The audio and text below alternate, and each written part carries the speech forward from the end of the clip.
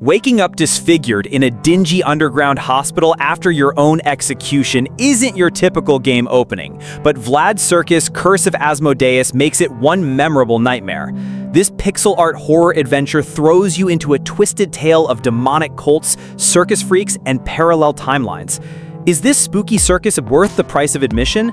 Let's step into the big top of terror and find out. Vlad Circus, Curse of Asmodeus is both a sequel and a prequel to 2022's Vlad Circus Descend into Madness. Don't worry if you missed the first game, this story stands on its own, though fans will appreciate the added context. You play as Joseph Petrescu, the estranged brother of famed circus owner Vlad Petrescu. In 1921, Vlad Circus burned to the ground in a horrific fire, and Joseph was blamed for the tragedy and executed by electric chair. Curse of Asmodeus picks up right after that grim fate. Joseph miraculously wakes up alive and horribly scarred in an underground hospital beneath a church. He's voiceless, amnesic, and understandably confused. The only way to unravel what happened is to explore this creepy facility and literally confront the past. The game's standout narrative hook is its use of parallel timelines. Scattered around the dungeon are mirrors. Whenever Joseph peers into one, he's hurled back into a playable flashback from the days leading up to the circus fire. You'll alternate between the present, Joseph trapped in the church's catacombs, and the past, Joseph's journey to the town of San Reno before the disaster. This two-timeline approach lets you piece together the mystery from both ends. One moment you're limping through blood-stained hospital halls, the next you're in the relatively brighter streets of San Reno, meeting townsfolk and former circus performers, most of whom really don't like Joseph. Bit by bit, you uncover a tale of religious fanatics lurking under the city and a demonic parasite named Asmodeus feeding on people's sanity. It's an ominous mix of folk horror and family drama, and it had me genuinely intrigued. I wanted to know how this disgraced brother ended up as the alleged villain and what dark forces were pulling the strings. The story kept me hooked, but the gameplay has both charm and rough edges. At its core, this is a point-and-click style adventure, or rather a move-and-click since you directly control Joseph through 2D environments. Expect escape room style puzzles, finding keys, notes, and unusual items, then figuring out where to use them to unlock the next area. Most puzzles are logical enough if you search thoroughly. I rarely got completely stuck since revisiting areas or experimenting usually revealed the solution. An early puzzle had me search a bloodied operating room for tools to fix a generator, while another involved a hungry boar blocking a path and some creative use of inventory items to lure it away. The challenge feels fair.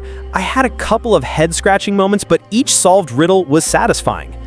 Don't expect combat or firearms in this circus. Unlike the first game, which had you fighting off hallucinated monstrosities, Curse of Asmodeus dials back the survival horror elements. Joseph is no action hero. There are no weapons or combat mechanics here. Instead, the threats are environmental. The underground halls are littered with venomous rats and shattered glass that can injure Joseph. Creepy? Yes, but after a while these dangers lose their bite compared to battling monsters. You can heal minor wounds with painkiller pills you find, but I never felt in real danger of dying. There are also a few short mini-game style interactions, like turning a valve or forcing something open. They work, but feel a bit unnecessary, as if they were added just to break up exploration. Overall, the gameplay leans heavily on puzzles and movement through eerie spaces, not combat. The art style immediately stood out. Vlad Circus Curse of Asmodeus uses a gorgeous yet gruesome pixel art presentation.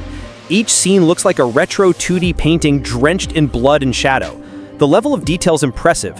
From the dimly lit hallways of the church dungeon to the rain-soaked streets of San Reno, the environments carry a constant sense of dread. Even in pixel form, the game manages to make you feel Joseph's fear and isolation underground. When you transition to flashbacks, the visuals open up a bit more. The town and circus grounds show a different side of the world with more color, and a few brief moments of almost normal life amidst the horror. Still, even the brighter areas have an eerie undertone, reminding you that something awful is looming. Despite the retro style, Vlad Circus Curse of Asmodeus doesn't shy away from gore and disturbing imagery. Expect to see mutilated bodies, creepy experiments in progress, and some nightmare-fueled creature designs. The pixel art actually makes these scenes uniquely unsettling. Your imagination fills in the gaps, and it works. The sound design complements the visuals, with low droning tones, distant screams, and a few jump scare stingers in the right places. I do wish the audio stood out more. The soundtrack is mostly ambient and not especially memorable, but it gets the job done. The atmosphere is at its best when you're creeping down a silent corridor, hearing Joseph's footsteps echo, and knowing some cultist torture victim could be around the next corner. My only gripe in presentation is that the dungeon layout can be confusing.